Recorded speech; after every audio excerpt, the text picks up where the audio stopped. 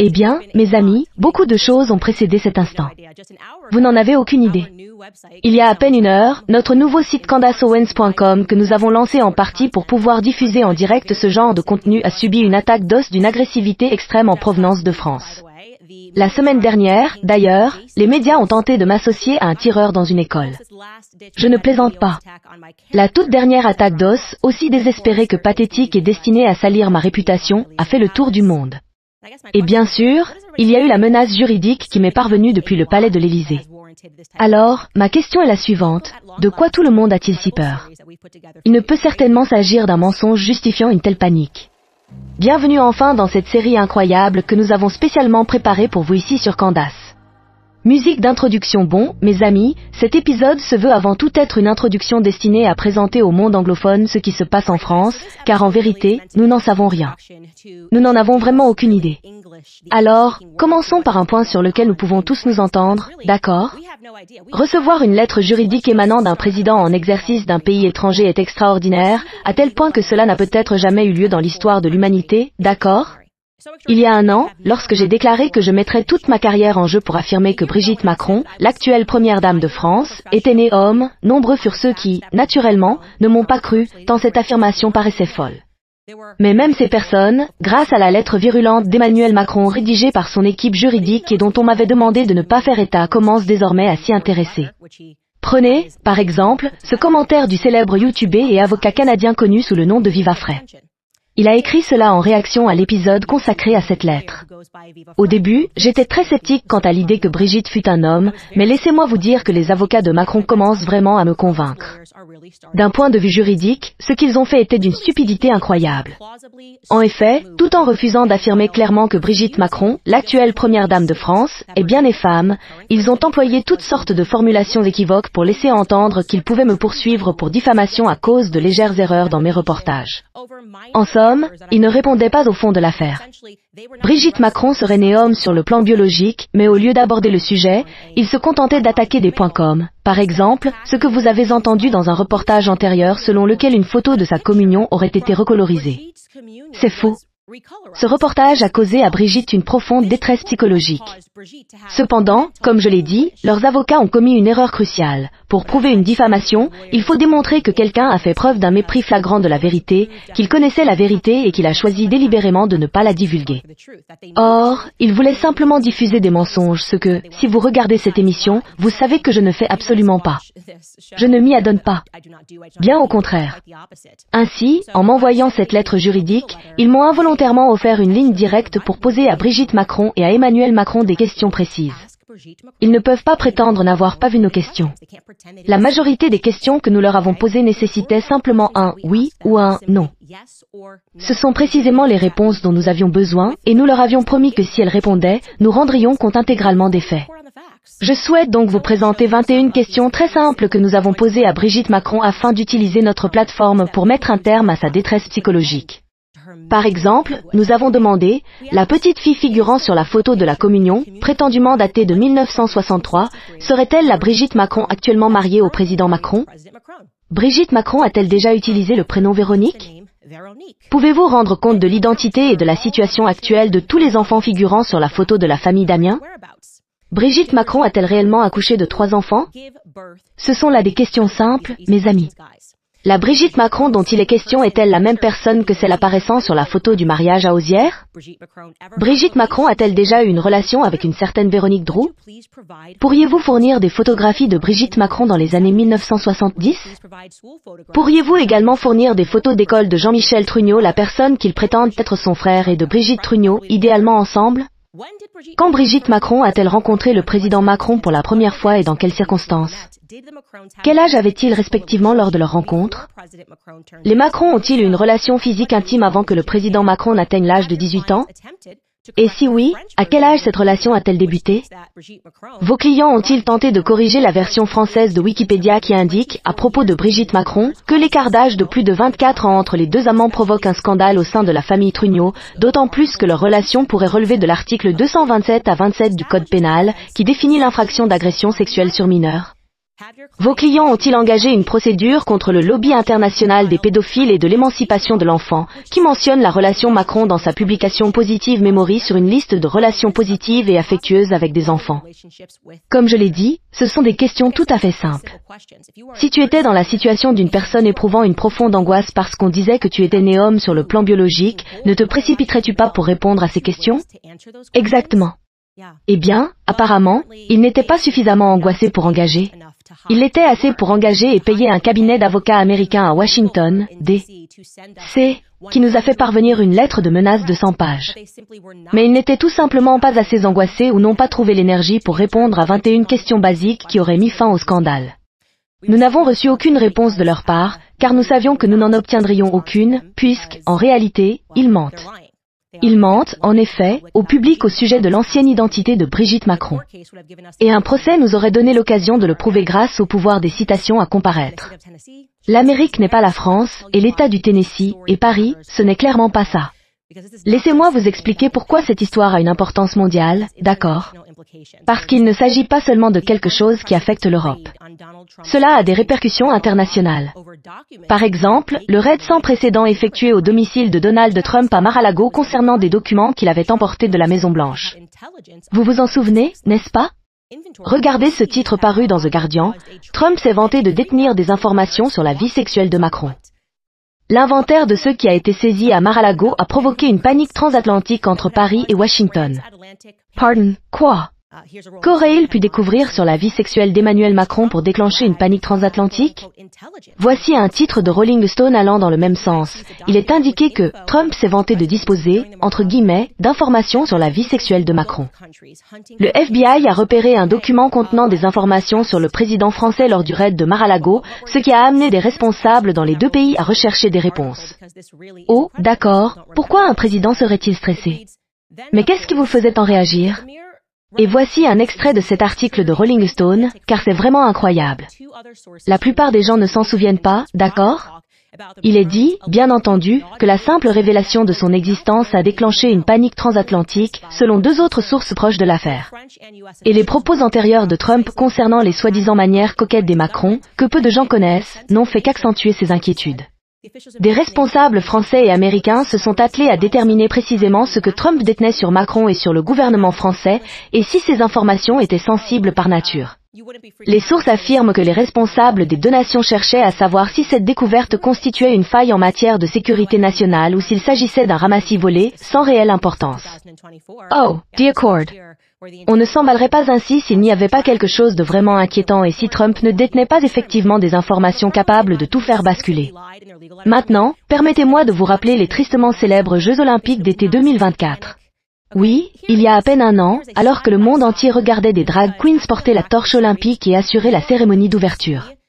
À accent grave mon avis, les Macron ont explicitement menti dans leur lettre juridique en affirmant que cela ne mimait pas la scène. Ils ont déclaré que ce n'était pas satanique. Dear Cord, Love Voice I. Voici une comparaison côte à côte. Car au fil de cette série, vous allez vous en rendre compte. Ne crois pas tes propres yeux est, rappelons-le, une injonction récurrente des Macron. Sur la gauche, on voit la scène. La scène de Léonard de Vinci. Et sur la droite, ce sont les Jeux Olympiques de Paris. D'accord. Mais même si vous refusiez de croire ce que vous voyez, il serait raisonnable de penser que l'on pourrait au moins faire confiance aux personnes qui ont participé à la cérémonie. Exact. La vedette de la cérémonie était une lesbienne prénommée Barbara Butch. Et après la prestation, voici ce que Barbara Butch a publié sur Instagram.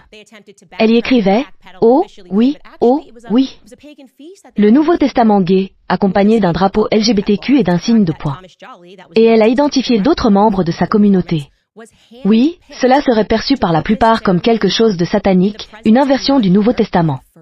Mais après la réaction négative et après que les producteurs des Jeux Olympiques eurent avoué à page 6 qu'il était initialement prévu de reproduire la scène de Léonard de Vinci, ils ont tenté de revenir sur leurs pas et d'affirmer officiellement le contraire.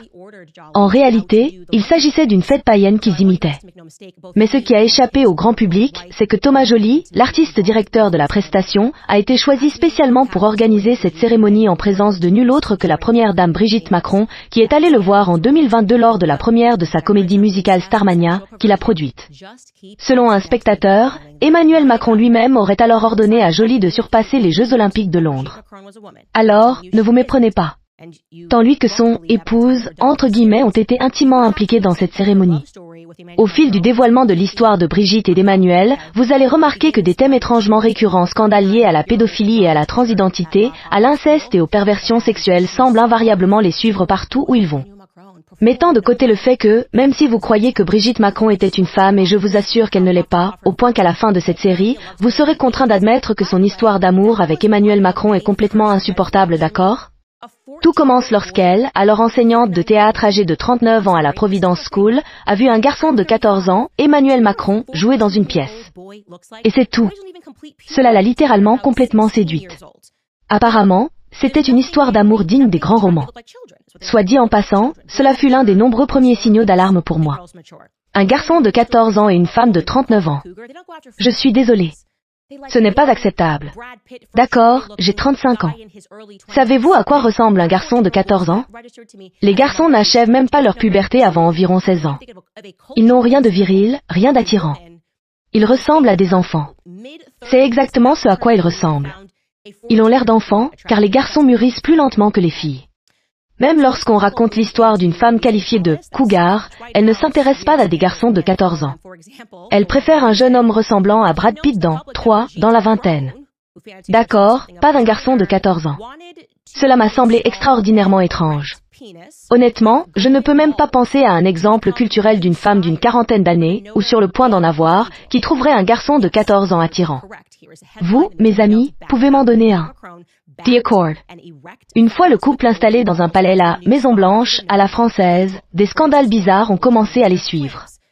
Par exemple, pour une raison ou une autre, il est parvenu au public que Brigitte Macron, qui se considère comme une sorte de créatrice, souhaitait installer un pénis en érection orné de boules d'or pour devenir la nouvelle flèche de la cathédrale Notre-Dame. Oui, vous m'avez bien entendu. Voici un titre du Daily Mail pour étayer cela. Brigitte Macron opte pour un phallus en érection orné de boules d'or comme nouvelle flèche de la cathédrale Notre-Dame. L'ancienne ministre de la Culture de la France affirme qu'il ne s'agit pas d'un complot. Cette ancienne ministre de la Culture était Roselyne Bachelot. Elle a admis publiquement qu'en janvier 2021, Brigitte Macron s'était opposée à ses projets de design moderne. C'est un thème récurrent. Brigitte aime l'art décalé. C'est exactement ce qui la passionne. Tout comme lorsqu'ils ont emménagé à l'Élysée, elle s'est mise immédiatement au travail pour redessiner tous ceux qui avaient une signification pour elle. L'art a une signification. À accent grave titre d'exemple, elle a soigneusement sélectionné un tapis d'un artiste nommé Claude Levesque. Voilà une photo que nous vous montrons en ce moment de ce tapis choisi avec soin. Elle voulait vraiment s'investir. Et cette œuvre était intitulée « Soleil noir ». En ce qui concerne Claude Levesque, des gens ont commencé à souligner que son travail regorgeait de nombreuses allusions pédophiles, œuvre d'un homme qui, par le biais de diverses commandes, est devenu en quelque sorte l'artiste quasi officiel de la République française. Lamont, et vous allez m'entendre en parler souvent, est l'équivalent français du New York Times. Voici ce qu'ils ont écrit au sujet du mode de vie de Claude Levesque. Claude Levesque désigne les adolescents qui l'entourent comme ses filleuls, neveux, assistants et même comme ses fils. Ces peluches et nounours qu'il transporte à travers le monde, qu'il sort pour dîner et qu'il expose dans tous les recoins de ses deux domiciles furent, selon l'artiste dans ses interviews, offerts par des amis, des souvenirs trop intimes pour en parler. Son obsession pour le monde de l'enfance est perçue comme une sublimation artistique, la fantaisie de quelqu'un qui se sent bien plus à l'aise avec les enfants qu'avec le monde des adultes. L'artiste visuel décrit ses goûts sexuels et ses relations avec de jeunes garçons comme étant liés à la pensée libertaire et au mouvement punk. Si l'on regarde de près, on trouve des allusions à ces relations interdites dans l'ensemble de ses œuvres. Ici, par exemple, figure une citation extraite du livre Le Roi d'Aulnay de Michel Tournier, ouvrage qui traite d'un individu et qui comporte de nombreuses connotations pédophiles, pour que vous sachiez. Là-bas, une référence à La Nuit du Chasseur, avec Robert Mitchum dans le rôle d'un prédicateur diabolique traquant des enfants innocents. Plusieurs autres allusions se trouvent également, comme dans le film culte de Visconti, La mort à Venise, où un bel adolescent, Tadzio, est idolâtré par un homme vieillissant. D'autres allusions sont plus cryptiques, comme ce coupure de presse apparaissant dans son livre Vacances en France. Et elle fait allusion à Jackie Kesermertz, une institutrice pédocriminelle qui s'est lancée dans une orgie de violence, c'est une histoire vraie, dans la Nièvre, une ville française, entre 1970 et 1997, ayant fait plus de 70 victimes. Il a finalement été condamné en 2001 à 18 ans de prison. Voilà le genre de choses que Claude Levesque aime intégrer dans ses œuvres et dans ses livres, des allusions à la pédophilie. Vous allez donc être un peu choqué d'apprendre que Brigitte Macron a finalement dû retirer son tapis du bureau. Vous voyez, il existe une photo de Macron assis sur ce tapis, et il a fallu le retirer en 2021 car l'attrait suscité par cette œuvre est devenu embarrassant lorsque plusieurs procédures judiciaires ont été engagées contre Claude Levesque pour viol sur mineur. Cela a été révélé en 2021. Et, ironiquement, en 2023, l'artiste Claude Levesque a été inculpé pour viol de mineurs, deux frères originaires de cette petite ville de la Nièvre affirmant avoir été sexuellement agressés par lui lorsqu'ils étaient adolescents. Mais sans aucun doute, mes amis, ce n'est qu'un autre oupsie, probablement un autre raté pour le couple Macron, qui savait que l'artiste, qui n'arrêtait pas d'insérer des éléments pédophiles dans ses œuvres, finirait par être accusé de viol sur mineur. C'est dingue. Je dois également vous dire, d'ailleurs, qu'Emmanuel Macron, qui a été investi pour la première fois en mai 2017, a fait réaliser son portrait présidentiel. Voilà. Et il a choisi d'inclure en arrière-plan un livre d'un auteur nommé André Gide, qui était lui-même un pédéraste autoproclamé. Si le terme « pédéraste » vous est inconnu, selon Merriam-Webster, c'est un homme qui a des relations sexuelles avec un jeune garçon. Si vous vous demandez en quoi cela diffère de la pédophilie, la réponse est la suivante. Les pédérastes sont des hommes adultes qui s'intéressent exclusivement aux petits garçons et non aux filles. Les pédophiles, eux, peuvent s'intéresser à des mineurs des deux sexes. André Gide était donc un pédéraste autoproclamé. Il avait un faible pour les petits garçons. Quel livre Emmanuel Macron a-t-il choisi pour son portrait? Un livre d'André Gide intitulé The Fruit of the Earth en anglais. En français, c'est les nourritures terrestres.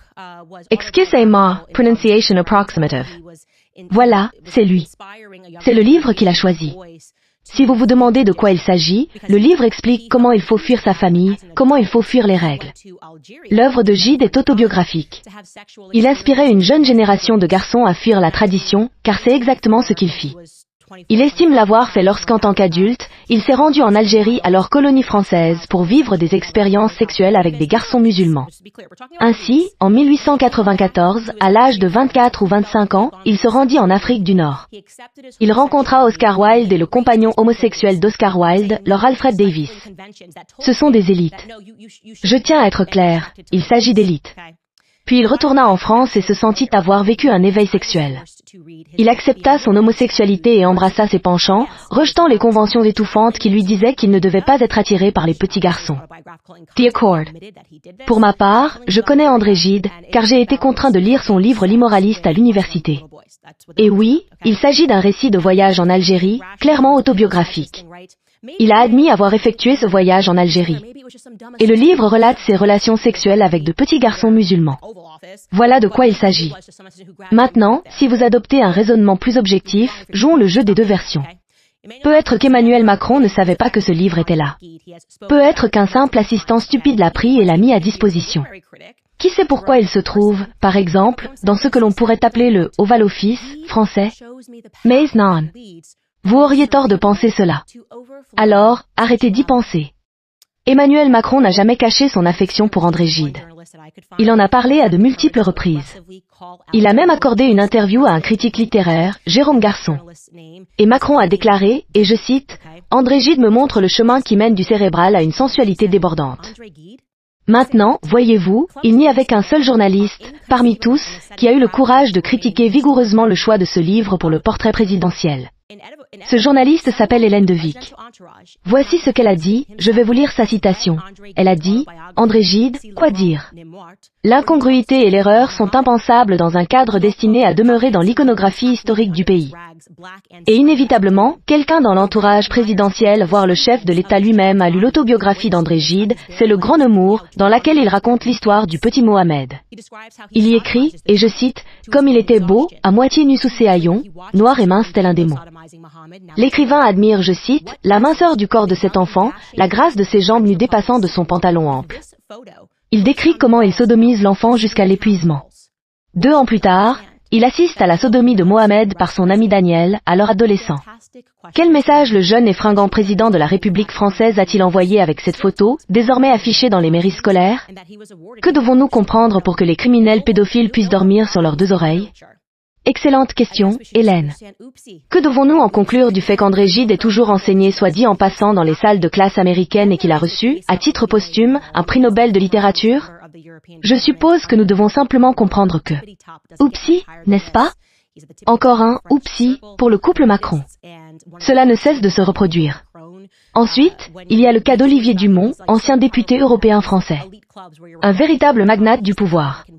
On ne peut imaginer quelqu'un de plus haut placé dans le cercle des élites françaises, et il fut l'un des premiers à soutenir Emmanuel Macron. Quand on lit des articles à son sujet, il apparaît comme quelqu'un d'extrêmement influent. Dans ces clubs d'élite où le port de cravate est obligatoire, c'est l'homme qui peut y pénétrer sans se soucier du code vestimentaire. D'accord, il s'est donc rapidement rangé du côté d'Emmanuel Macron, a assisté à plusieurs réunions de campagne et échangeait même des notes avec Macron. Et quand Macron s'est qualifié pour le second tour de l'élection présidentielle, il a célébré à ses côtés dans un restaurant nommé La Rotonde. Après la victoire d'Emmanuel Macron, il a utilisé son magazine, appelé Pouvoir, pour comparer Emmanuel Macron au général de Gaulle. Ce magazine appartient lui-même à Olivier Dumont. Il faisait la promotion dans la presse et la propagande de la défense d'Emmanuel Macron face à toute critique médiatique. Olivier Dumont se vantait également ouvertement de ses rencontres à l'Élysée. Paris Match rapporta qu'il avait même conseillé Emmanuel Macron sur la manière de gérer les scandales publics, notamment celui impliquant le chef de cabinet adjoint de Macron, un certain Alexandre Bonnella. À Accent-Grave l'été 2018, Dumont était également présent lors d'un déjeuner où Brigitte Macron avait choisi le Premier ministre de Macron. Encore une fois, nous reviendrons sur le fait que Brigitte Macron a choisi elle-même le Premier ministre. Pourquoi Brigitte? Ce qui a amené le public à se demander ce que Brigitte et Dumont avaient en commun, comment ils se connaissaient. J'imagine donc qu'Emmanuel Macron a de nouveau vécu un « oupsie » pour le couple lorsque, en janvier 2021, la belle-fille d'Olivier Dumont, une femme nommée Camille Couchet, publia un livre dans lequel elle l'accusait publiquement d'avoir abusé sexuellement de son frère jumeau, Antoine Kouchner, alors qu'il avait 13 ou 14 ans. Lamont, encore une fois, l'équivalent français du New York Times fut parmi les premiers à dévoiler cette histoire. Selon le livre de Camille, intitulé en anglais The Big Family, ou en français La Familia Grande, les viols se déroulaient dans les résidences d'été d'Olivier Dumont, l'une d'elles appelée la Porte de Master-Guénay, à Saint-Henri-sur-Mer, pardonnez mon français approximatif, où apparemment plusieurs générations du clan Dumont recevaient, en présence de l'élite intellectuelle française, des comportements dont la moralité était désormais exposée publiquement par elle. Une publication, le Nouvel Obs, ainsi qu'un autre média, France, écrivirent, je cite, « Le soir, les enfants doivent parfois jouer des scènes sexuelles devant leurs parents ». C'était ce qui se passait dans les résidences de Dumont. Il poursuivait en écrivant, « Un soir, on demande aux adolescents de raconter comment ils ont perdu leur virginité. Un autre soir, une mère habille ses filles de 12 ans de tenues provocantes, les frotte de rouge à lèvres, et les envoie danser avec des hommes de 30 ans de plus. » Paris Match écrivait, je cite, « Presque personne n'est choqué de voir Camille, alors qu'elle n'était qu'adolescente, être invitée à simuler un orgasme devant les adultes. » À ce sujet, vous vous demandez probablement, a-t-il été traduit en justice? Ou peut-être pensez-vous qu'elle invente tout cela pour attirer l'attention, puisque Dumont est un homme puissant. Heureusement pour Olivier Dumont, le délai de prescription était expiré, et il n'a donc jamais été jugé. Mais à la mi-avril de la même année, il fut rapporté dans les médias français, vous pouvez vérifier sur Wikipédia, qu'il avait reconnu avoir abusé sexuellement de son beau-fils. Je ne sais pas, mes amis. Juste un autre, oupsie, dans l'orbite d'Emmanuel et Brigitte Macron qui ne cesse de se répéter. Maintenant, je ne vous révèle même pas la surface de ce que je sais sur ce couple, d'accord? Ceci n'est qu'une introduction, car tout ce que je dis est inconnu du monde anglophone, ce qui vous amènerait à vous demander, qu'est-ce qui ne va pas dans nos médias? Qu'est-ce qui cloche dans nos médias pour qu'au moment où j'ai essayé de rapporter cette histoire, ils soient venus me chercher? Ils ont commencé à me comparer à Adolf Hitler, et ils ont lancé une campagne pour me faire annuler, exigeant même mon licenciement. J'ai été licencié. C'est en mars, l'année dernière, que j'ai commencé à rapporter cette histoire, et c'est en mars, exactement la même année, que j'ai été viré de mon ancien employeur. Depuis, je me bats sans relâche contre la presse. Et, mes amis, il faut savoir qu'il existe un étrange phénomène qui survient à chaque journaliste qui tente de toucher à cette histoire. Tout d'abord, Isabella Ferreira, je pense l'avoir mentionné dans un épisode précédent. Elle faisait partie des « gens velaises », ces personnes en gilet jaune qui se sont intéressées à cette affaire en tant que journaliste indépendante et qui a découvert d'énormes informations concernant la relation entre Emmanuel et Brigitte Macron. Mais ensuite, elle a été retrouvée morte. Elle a été retrouvée morte, flottant dans une rivière. Ses amis affirment qu'elle ne s'est pas suicidée, mais les médias ont assuré qu'elle s'était bel et bien suicidée, qu'elle avait glissé après avoir pris beaucoup de pilules. Ce genre de choses arrive, j'imagine. Ensuite, il y a Natasha Ray, dont les médias ont menti pour tenter de ruiner toute sa vie. Elle est atteinte d'un cancer. Elle était une journaliste indépendante. C'est celle contre qui Brigitte Macron a notoirement intenté un procès. Et, de la même manière que la lettre qu'ils m'ont envoyée ne portait pas sur le fond de l'affirmation que Brigitte Macron était née homme biologiquement, mais plutôt sur des erreurs de langage commises lors d'une interview avec Amandine Roy, qui a elle-même été poursuivie pour atteinte à la vie privée. The Accord. Ensuite, il reste encore un homme, et c'est Xavier Poussard. Xavier Poussard est la personne que j'ai l'immense honneur de vous présenter lundi. C'est le journaliste qui travaille assidûment sur ce dossier, dont je répète véritablement le travail. Je me sens chanceux qu'il m'ait choisi pour porter cette histoire au public, qu'il me fasse confiance. Xavier Poussard travaille sur ce dossier depuis 8 ans et a tout sacrifié, y compris son pays de résidence, car, comment sont-ils venus après Xavier Poussard? Ils ont examiné ses finances, découvert qui finançait sa publication, et décidé qu'il était temps de lui imposer un audit de 2 ans. L'un des moyens préférés du gouvernement pour harceler quelqu'un est de faire appel à l'IRS et de chercher la moindre faute. Ainsi, Xavier Poussard a été abandonné par ses investisseurs. Il a dû déménager sa famille. La maison de sa mère a été perquisitionnée simplement pour l'intimider, pour leur faire comprendre qu'ils étaient surveillés. Et à ce jour, Xavier Poussard, l'homme qui a lancé à l'origine cette série en 6 volets, exposant le fait que Brigitte Macron mentait sur son identité, n'a jamais été poursuivi pour diffamation, car son travail est irréprochable. Il m'a maintenant tenu informé de l'avancement de son dossier, et je serai tout aussi minutieux dans mon analyse, mes amis. Tout le monde paie le prix, et l'envoi de cette lettre n'avait certainement pas pour but de me faire abandonner l'histoire, mais peut-être de m'intimider en me suggérant qu'ils viendraient pour me poursuivre en diffamation, parce qu'ils appartiennent à un monde ancien où ces individus insidieux détenaient le pouvoir de traumatiser, de s'en prendre et de détruire ceux qui osent s'en prendre à leur véritable autorité.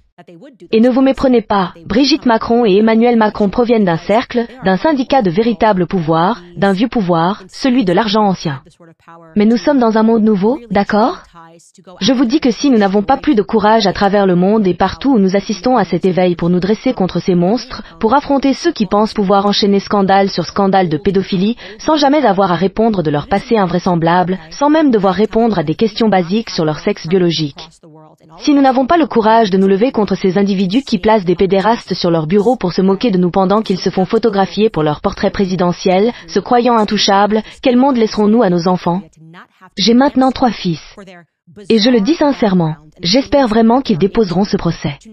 J'espère vraiment que Brigitte Macron aura le courage de se rendre dans le grand État du Tennessee avec toutes ses pensées perverties sur les petits garçons. J'espère vraiment. J'espère sincèrement que le courage de Xavier Poussard et ma détermination à me battre inspireront le monde entier pour qu'ils comprennent qu'il se trame quelque chose de très sombre et de très démoniaque.